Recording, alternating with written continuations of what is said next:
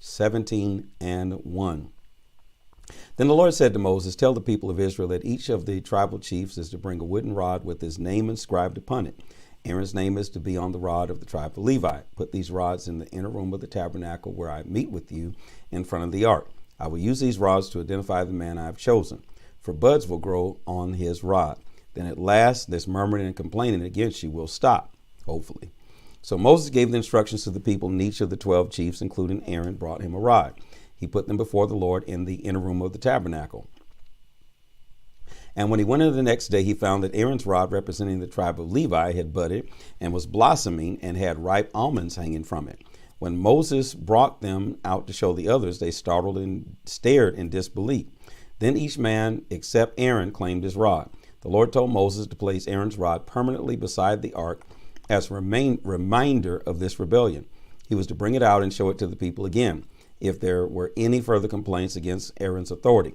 This would ward off further catastrophe to the people. So Moses did as the Lord commanded him, but the people of Israel only grumbled the more. See, we are as good as dead, they whined. Everyone who even comes close to the tabernacle dies. Must we all perish? Numbers chapter 18, verse 1. The Lord now spoke to Aaron. You and your sons and your family are responsible for any desecration of the sanctuary, he said, and will be held liable for any impropriety in your priestly work. Your kinsmen, the tribe of Levi, are your assistants, but only you and your sons may perform the sacred duties in the tabernacle itself. The Levites must be careful not to touch any of the sacred articles of the altar, lest I destroy both them and you. No one who is a member of the tribe of Levi shall assist you in any way. Remember, only the priests are to perform the sacred duties within the sanctuary and at the altar. If you follow these instructions, the wrath of God will never fall upon any of the people of Israel for violating this law. I say it again, your kinsmen, the Levites, are your assistants for the work of the tabernacle. They are a gift to you from the Lord, but you and your sons, the priests, shall personally handle all the sacred service, including the altar and all that is within the veil. For the priesthood is your special gift of service. Anyone else who attempts to perform these duties shall die. The Lord gave these further instructions to Aaron. I have given the priests all the gifts which are brought to the Lord by the people. All these offerings presented to the Lord by the gesture of waving them before the Lord belong to you and your sons by permanent law. The grain offering, the sin offerings, the guilt offerings are yours, except for the sample presented to the Lord by burning upon the altar.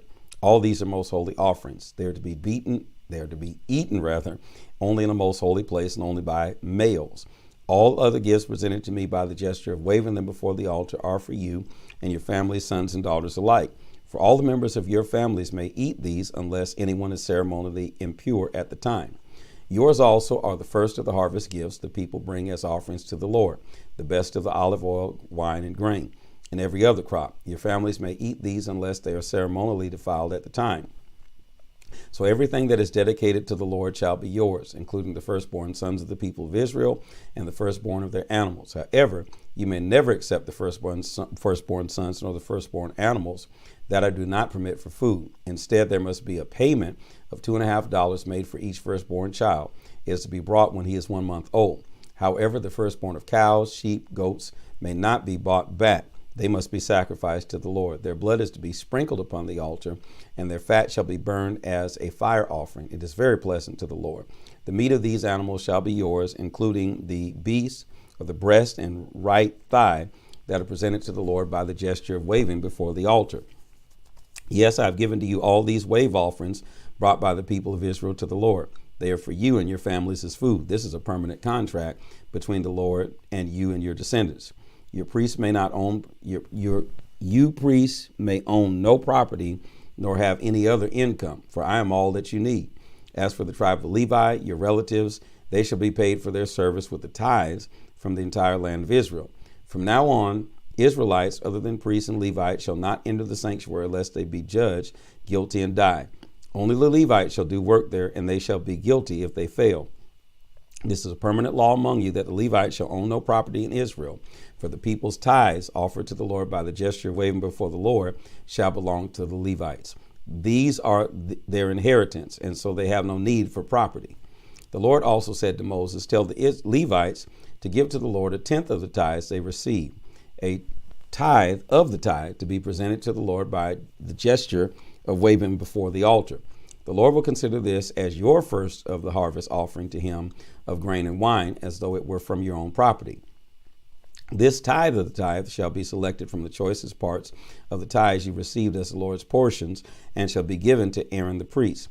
It will be credited to you just as though it were from your own threshing floor and winepress. Aaron and his sons and their families may eat it in their homes or anywhere they wish, for it is their compensation for their service to the tabernacle. You Levites will not be held guilty for accepting the Lord's tithe if you give the best tenth to the priests. But beware that you do not treat the holy gifts of the people of Israel as though they were common, lest you die. The book of Numbers, chapter 19, verse 1. The Lord said to Moses and Aaron, here is another of my laws. Tell the people of Israel to bring you a red heifer without defect, one that has never been yoked. Give her to Eleazar the priest, and he shall take her outside the camp, and someone shall kill her as he watches. Eleazar shall take some of her blood upon his fingers and sprinkle it 7 times towards the front of the tabernacle. Then someone shall burn the heifer as he watches, her hide, meat, blood, and dung. Eleazar shall take cedar wood and hyssop branches and scarlet thread and throw them into the burning pile. Then he must wash his clothes and bathe, and afterwards return to the camp and be ceremonially defiled until the evening. And the one who burns the animal must wash his clothes and bathe. He too shall be defiled until evening. Then someone who is not ceremonially defiled shall gather up the ashes of the heifer and place them in some purified place outside the camp, where they shall be kept for the people of Israel as a source of water for the purification ceremonies for removal of sin. And the one who gathers up the ashes of the heifer must wash his clothes and be defiled until evening. This is a permanent law for the benefit of the people of Israel and for any foreigners living among them. Anyone who touches a dead body shall be defiled for 7 days and must purify himself the 3rd and 7th days with water run through the ashes of the red heifer. Then he will be purified. But if he does not do this on the 3rd day, he will continue to be defiled even after the 7th day. Anyone who touches a dead person and does not purify himself in the manner specified has defiled the tabernacle of the Lord and shall be excommunicated from Israel. The cleansing water was not sprinkled upon him, so the defilement continues. When a man dies in a tent, these are the various regulations. Everyone who enters the tent and those who are in it at the time shall be defiled 7 days. Any container in the tent without a lid over it is defiled. If someone out in the field touches the corpse of someone who has been killed in battle or who has died in any other way, or if he even touches a bone or a grave, he shall be defiled 7 days. To become purified again, ashes from the red heifer, sin offering, are to be added to the spring water in a kettle. Then a person who is not defiled shall take hyssop branches and dip them into the water and sprinkle the water upon the tent and upon all the pots and pans in the tent, and upon anyone who has been defiled by being in the tent or by touching the bone or touching someone who has been killed or is otherwise dead or has touched the grave. This shall take place on the 3rd and 7th days. Then the defiled person must wash his clothes and bathe himself, and that evening he will be out from under the defilement. But anyone who is defiled and doesn't purify himself shall be excommunicated, for he has defiled the sanctuary of the Lord, and the water to cleanse him has not been sprinkled upon him, so he remains defiled. This is a permanent law. The man who sprinkles the water must afterwards wash his clothes, and anyone touching the water shall be defiled until evening, and anything a defiled person touches shall be defiled until evening. Numbers chapter 20, verse 1. The people of Israel arrived in the wilderness of Zin in April and camped at Kadesh, where Miriam died and was buried. There was not enough water to drink at that place, so the people again rebelled against Moses and Aaron, and a great mob formed, and they held a protest meeting. Would that we had died with our brothers the Lord killed, they shouted to Moses. You have deliberately brought us into this wilderness to get rid of us, along with our flocks and herds. Why did you ever make us leave Egypt and bring us here to this evil place? Where is the fertile land of wonderful crops, the figs, vines, pomegranates you told us about? Why, there isn't even water enough to drink. Moses and Aaron turned away and went to the entrance of the tabernacle, where they fell face downward before the Lord, and the glory of Jehovah appeared to them. And he said to Moses, get Aaron's rod, then you and Aaron must summon the people. As they watch, speak to that rock over there and tell it to pour out its water. You will give them water from a rock, enough for all the people and all their cattle. So Moses did as instructed. He took the rod from the place where it was kept before the Lord. Then Moses and Aaron summoned the people to come to gather at the rock. And he said to them, listen, you rebels, must we bring you water from this rock? Then Moses lifted the rod and struck the rock twice, and water gushed out, and the people and their cattle drank.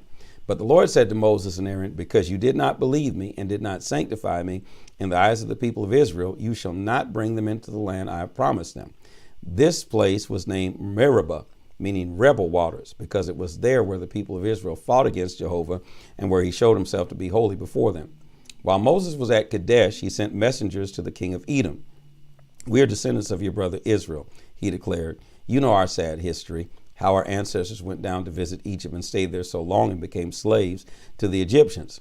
But when we cried to the Lord, he heard us and sent an angel who brought us out of Egypt. And now we are here at Kadesh, encamped at the borders of your land. Please let us pass through your country. We will be careful not to go through your planted fields, nor through your vineyards. We won't even drink water from your wells, but will stay on the main road and not leave until we have crossed your border on the other side. But the king of Edom said, stay out. If you attempt to enter my land, I will meet you with an army. But sir, protested the Israeli ambassadors, we will stay on the main road and will not even drink your water unless we pay whatever you demand for it. We only want to pass through and nothing else. But the king of Edom was adamant. Stay out, he warned, and mobilizing his army, he marched to the frontier with a great force because Edom refused to allow Israel to pass through their country. Israel turned back and journeyed from Kadesh to Mount Hor. Then the Lord said to Moses and Aaron at the border of the land of Edom, the time has come for Aaron to die, for he shall not enter into the land that I have given the people of Israel, for the two of you rebelled against my instructions concerning the water at Meribah. Now take Aaron and his son Eleazar and lead them up onto Mount Hor. There you shall remove Aaron's priestly garments from him and put them on Eleazar his son, and Aaron shall die there. So Moses did as the Lord commanded him. The three of them went up together. See, I wouldn't have gone up in that mountain with Moses. Woo! So Moses did as the Lord commanded him. The three of them went up together into Mount Hor as all the people watched. When they reached the summit, Moses removed the priestly garment from Aaron and put them on his son Eleazar, and Aaron died on top of the mountain. Moses and Eleazar returned, and when the people were informed of Aaron's death, they mourned for him for 30 days. I won't be going up on no mountain with Moses. Numbers 21. When the king of Arad heard that the Israelis were approaching, for they were traveling the same route as the spies, he mobilized his army and attacked Israel, taking some of the men as prisoners. Then the people of Israel vowed to the Lord that if he would help them conquer the king of Arad and his people, they would completely annihilate all the cities of that area. The Lord heeded their request and defeated the Canaanites, and the Israelis completely destroyed them and their cities. The name of the region was thereafter called Hormah, meaning utterly destroyed. Then the people of Israel returned to Mount Hor, and from there continued southward along the road to the Red Sea in order to go around the land of Edom. The people were very discouraged. They began to murmur against God and to complain against Moses again. Why have you brought us up out of Egypt to die here in the wilderness? They whined. There's nothing to eat here and nothing to drink, and we hate this insipid manna. So the Lord sent poisonous snakes among them to punish them, and many of them were bitten and died. Then the people came to Moses and cried out, we have sinned, for we have spoken against Jehovah and against you. Pray to him to take away the snakes. So Moses prayed for the people. Then the Lord told him, make a bronze replica of one of these snakes and attach it to the top of a pole. Anyone who is bitten shall live if he simply looks at it. So Moses made the replica, and whenever anyone who had bitten looked at the bronze snake, he recovered. Israel journeyed next to Oboth and camped there. Then they went to Ayub-Biram in the wilderness, a short distance east of Moab. And from there they traveled to the valley of the brook Zered and set up camp. Then they moved to the far side of the Arnon River near the border of the Amorites. The Arnon River is the boundary between the Moabites and the Amorites. This fact is mentioned in the book of the Wars of Jehovah, where it is stated that the valley of the Arnon River and the city of Wahab lie between the Amorites and the people of Moab. Then Israel traveled to Beer, meaning a well. This is a place where the Lord told Moses, summon the people and I will give them water. What happened is described in this song the people sang. Spring up, O well, sing to the water. This is a well the leaders dug. It was hollow with their staves and shovels. Then they left the desert area and proceeded on through Mattanah, Nahaliel, and Bamoth, then to the valley of the plateau Moab, which overlooks the desert from Pisgah in the distance. Israel now sent ambassadors to King Sihon of the Amorites. Let us travel through your land, they requested. We will not leave the road until we have passed beyond your borders. We won't trample your fields or touch your vineyards and drink your water. But King Sihon refused. Instead, he mobilized his army and attacked Israel in the wilderness, battling them at Jahaz. But Israel slaughtered them and occupied their land from the Arnon River to the Jabbok River, as far as the borders of the Ammonites. But they were stopped there by the rugged terrain. So Israel captured all the cities of the Amorites and lived in them amongst the cities of Heshbon, which had been King Sihon's capital. The ancient poets had referred to King Sihon in this poem. Come to Heshbon, King Sihon's capital, for a fire has flamed forth and devoured the city of Ar in Moab on the heights of the Arnon River. Woe to Moab, you are finished, O people of Chemosh. Your sons have fled. Your daughters are captured by King Sihon of the Amorites. He has destroyed the little children and the men and the women as far as Dibon, Naphoth, and Medeba. While Israel was there in the Amorite country, Moses sent spies to look over the Jazer area. He followed up with an armed attack, capturing all of the towns and driving out the Amorites. They next turned their attention to the city of Bashan, but King Og of Bashan met them with his army at Idri. The Lord told Moses not to fear, that the enemy was already conquered. The same thing will happen to King Og as happened to King Sihon at Heshbon, the Lord assured him. And sure enough, Israel was victorious and killed King Og and his sons and his subjects, so that not a single survivor remained, and Israel occupied the land. Numbers chapter 22. The people of Israel now traveled to the plains of Moab and camped east of the Jordan River opposite Jericho. When King Balak of Moab, the son of Zippor, realized how many of them there were, and when he had learned that what they had done to the Amorites, he and his people were terrified. They quickly consulted with the leaders of Midian. This mob will eat us like an ox eats grass, they exclaimed. So King Balak sent messengers to Balaam, son of Beor, who was living in his native land of Pethor near the Euphrates River. He begged Balaam to come and help him. A vast horde of people has arrived from Egypt, and they cover the face of the earth and are headed toward me. He frantically explained, please come and curse them for me so that I can drive them out of the land. For I know what fantastic blessings fall on those whom you bless, and I also know that those whom you curse are doomed. The messengers he sent were some of the top leaders of Moab and Midian. They went to Balaam with money in hand and urgently explained to him what Balak wanted. Stay here overnight, Balaam said, and I'll tell you in the morning whatever the Lord directs me to say. So they did. That night, God came to Balaam and asked him, who are these men? They have come from King Balak of Moab, he replied. The king says that a vast horde of people from Egypt has arrived at his border, and he wants me to go up at once and curse them, in the hope that he can battle them successfully. Don't do it, God told him. You are not to curse them, for I have blessed them. The next morning, Balaam told the men, go on home. The Lord won't let me do it. So King Balak's ambassadors returned without him and reported his refusal. Balak tried again. This time he sent a larger number of even more distinguished ambassadors than the former group. They came to Balaam with this message. King Balak pleads with you to come. He promises you great honors plus any payment you ask. Name your own figure. Only come and curse these people for us. But Balaam replied, if he were to give me a palace filled with silver and gold, I could do nothing contrary to the commandment of the Lord my God. However, stay here tonight so that I can find out whether the Lord will add anything to what he said before. That night, God told Balaam, you may get up and go with these men, but be sure to say only what I tell you. So the next morning he saddled his donkey and started off with them. But God was angry about Balaam's eager attitude, so he sent an angel to stand in the road to kill him. As Balaam and the two servants were riding along, Balaam's donkey suddenly saw the angel of the Lord standing in the road with a drawn sword. She bolted off the road into a field, but Balaam beat her back onto the road. Now the angel of the Lord stood at a place where the road went between two vineyard walls. When the donkey saw him standing there, she squirmed past by pressing against the wall, crushing Balaam's foot in the process. So he beat her again. Then the angel of the Lord moved further down the road and stood in a place so narrow that the donkey couldn't get by at all. So she lay down in the road in a great fit of temper. Balaam beat her again with his staff. Then the Lord caused the donkey to speak. What have I done that deserves you beating me these 3 times? She asked. Because you have made me look like a fool, Balaam shouted. I wish I had a sword with me, for I would kill you. Have I ever done anything like this before in my entire life? The donkey asked. No, he admitted.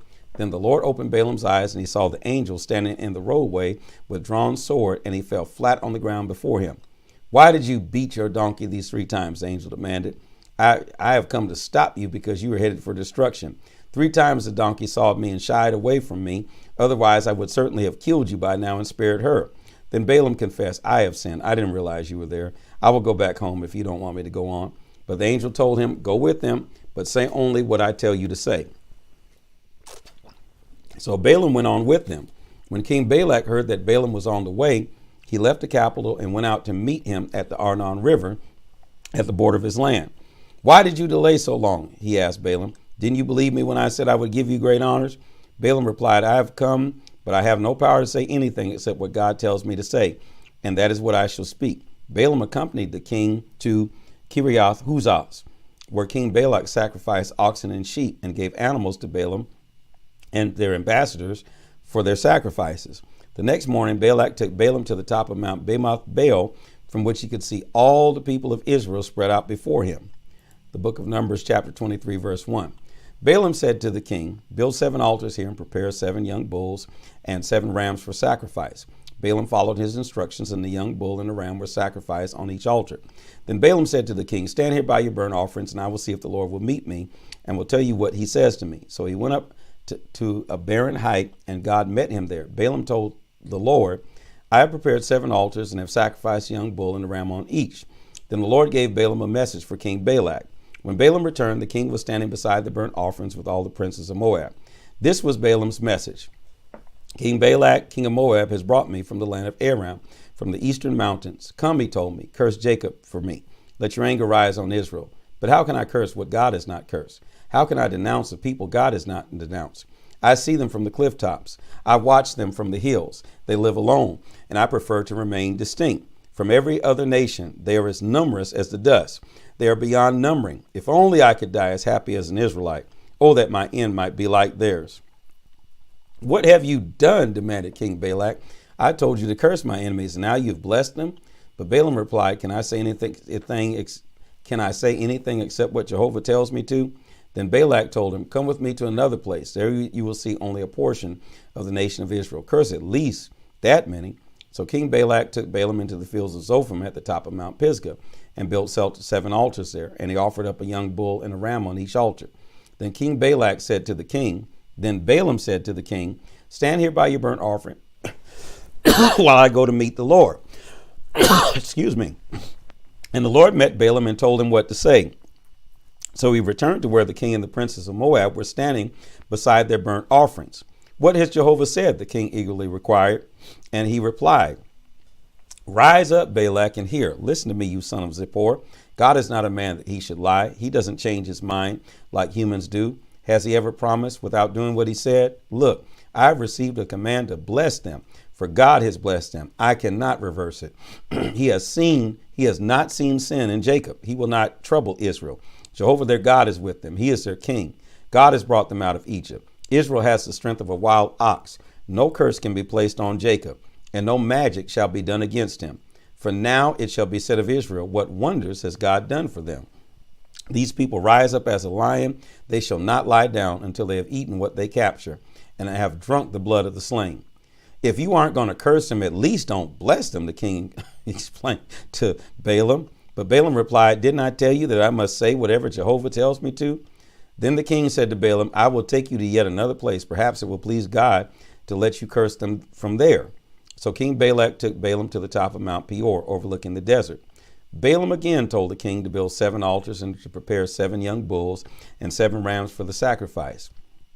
The king did as Balaam said and offered a young bull and a ram on every altar. Numbers 24. Balaam realized by now that Jehovah planned to bless Israel, so he didn't even go to meet the Lord as he had earlier. Instead, he went up at once and looked out toward the camp, which stretched away across the plains, divided by the tribal areas. Then the Spirit of God came upon him, and he spoke this prophecy concerning them. Balaam the son of Beor says, the man whose eyes are open says, I have listened to the word of God. I have seen what God Almighty showed me. I fell and my eyes were open. Oh, the joys awaiting Israel, joys in the homes of Jacob. I see them spread before me as green valleys and fruitful gardens by the riverside, as aloes planted by the Lord himself, as cedar trees beside the waters. They shall be blessed with the abundance of water. They shall live in many places. Their king will be greater than Agag. Their kingdom is exalted. God has brought them from Egypt. Israel has the strength of a wild ox and shall eat up the nations that oppose him. He shall break their bones in pieces and shall shoot them with many arrows. Israel sleeps as a lion or a lioness. Who dares rouse him? Blessed is everyone who blesses you, O Israel, and curses shall fall upon everyone who curses you. King Balak was livid with rage by now. Striking his hands together in anger and disgust, he shouted, I call you to curse my enemies, and instead you have blessed them these 3 times. Get out of here. Go back home. I had planned to promote you to great honor, but Jehovah has kept you from it. Balaam replied, didn't I tell your messengers that even if you gave me a palace filled with silver and gold, I could not go beyond the words of Jehovah and could not say a word of my own? I said that I would only say what Jehovah says. Yes, I shall return now to my own people. But first, let me tell you what the Israelites are going to do to your people. So he spoke this prophecy to him. Balaam, the son of Beor, is the man whose eyes are open. He hears the words of God and has knowledge from the Most High.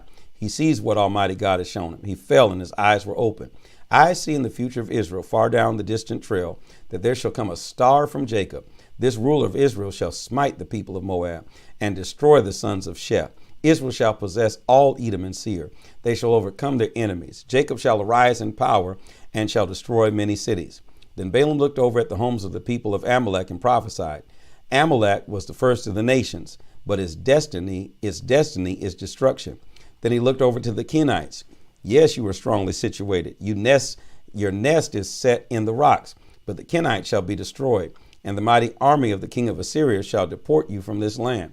He concluded his prophecies by saying, Alas, who can live when God does this? Ships shall come from the coast of Cyprus and shall oppress both Eber and Assyria. They too must be destroyed. So Balaam and Balak returned to their homes. The book of Numbers, chapter 25. When Israel was camped at Acacia, some of the young men began going to wild parties with the local Moabite girls. These girls also invited them to attend the sacrifices to their gods. And soon the men were not only attending feasts, but also bowing down and worshiping the idols. Before long, all Israel was joining in freely in the worship of Baal, the god of Moab, and the anger of the Lord was hot against the people. He issued the following command to Moses. Execute all the tribal leaders of Israel. Wow. Hang them up before the Lord in broad daylight so that his fierce anger will turn away from the people. So Moses ordered the judges to execute all who had worshipped Baal. But one of the Israeli men insolently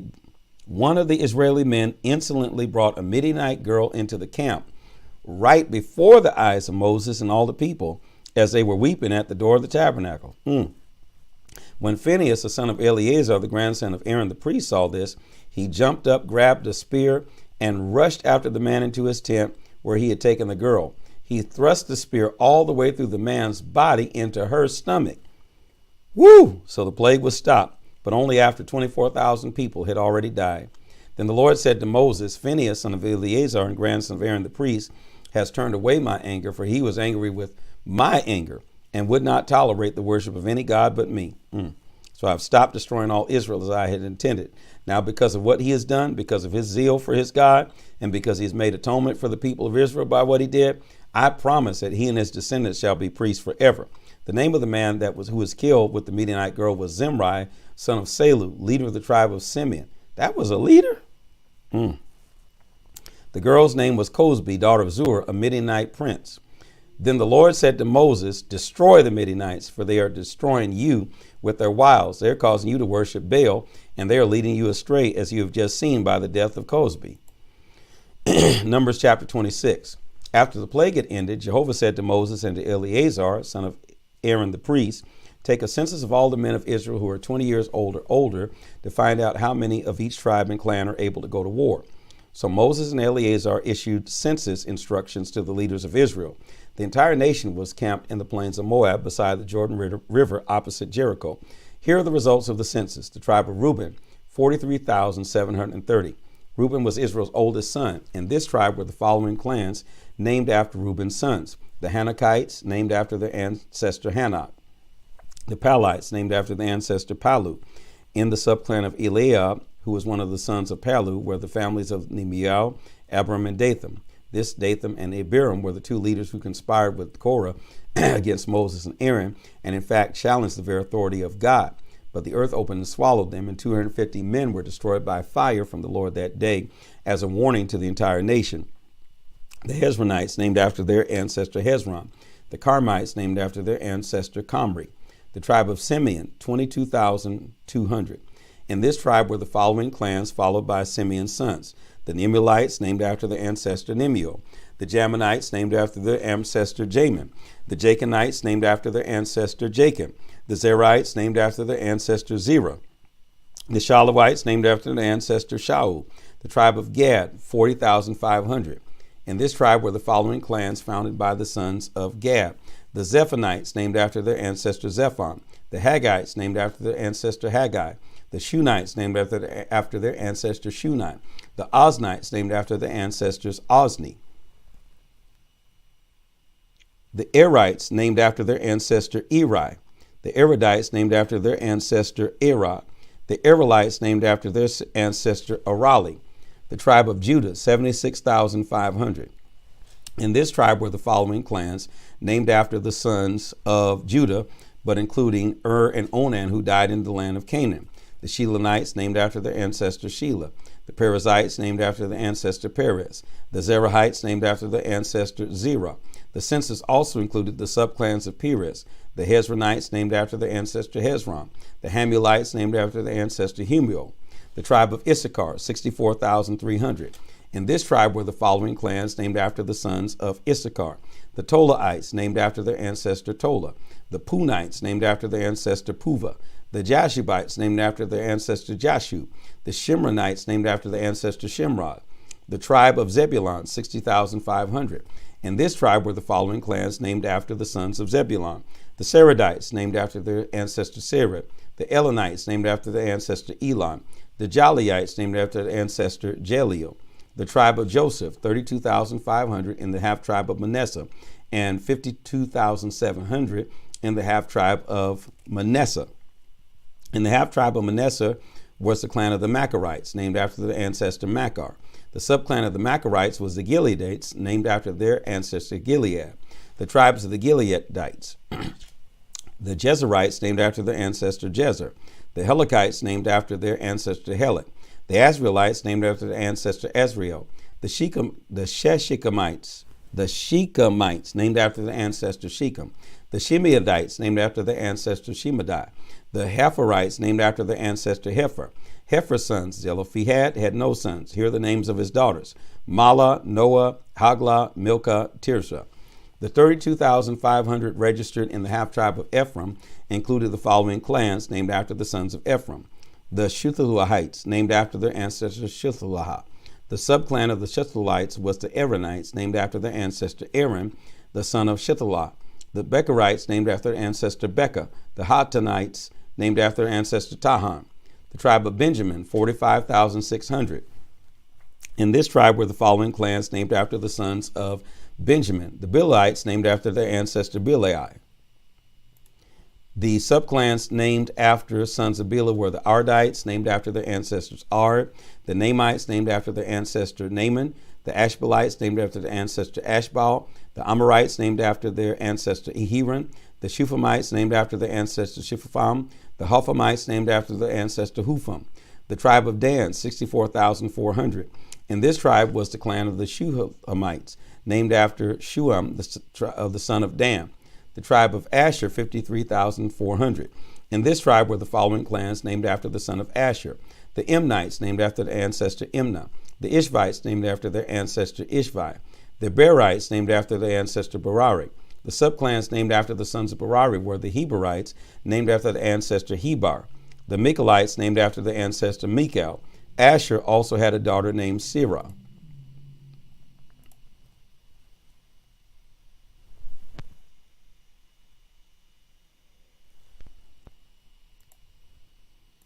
Okay. The tribe of Naphtali, 45,400. In this tribe were the following clans, named after the sons of Naphtali. The Jazelites, named after their ancestor Jaziel. The Gunites, named after their ancestor Gunai. The Jehoshalites, named after their ancestor Jezer. The Shelamites, named after their ancestor Shelam. So the total number of men of draft age throughout Israel was 601,730. Then the Lord told Moses to divide the land among the tribes in proportion to their population, as indicated by the census.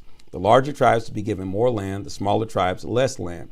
Let the representatives of the larger tribes have a lottery, drawing for the larger sections, the Lord instructed, and let the smaller tribes draw the smaller sections. These are the clans of the Levites numbered in the census: the Gershonites, named after their ancestor Gershon; the Kohathites, named after their ancestor Kohath; the Merarites, named after their ancestor Merari. These are the families of the tribe of Levi: the Libnites, the Hebronites, the Mahlites, the Mushites, the Korathites. While Levi was in Egypt, a daughter Jochebed was born to him, and she became the wife of Amram, the son of Kohath. They were the parents of Aaron and Moses and Miriam. To Aaron were born Nadab, Abihu, Eleazar, and Ithamar. But Nadab and Abihu died when they offered unauthorized incense before the Lord. The total number of Levites in the census was 23,000, counting all the males a month old and upward. But the Levites were not included in the total census figure of the people of Israel, for the Levites were given no land when it was divided among the tribes. So these are the census figures as prepared by Moses and Eleazar the priest in the plains of Moab beside the Jordan River, across from Jericho. Not one person in this entire census had been counted in the previous census taken in the wilderness of Sinai. For all who had been counted then had died, as the Lord had decreed when he had said to them, "They shall die in the wilderness." The only exceptions were Caleb, son of Jephunneh, and Joshua, the son of Nun. This is the word of the Lord. We will end it here to ensure that we're not dealing with technical difficulties.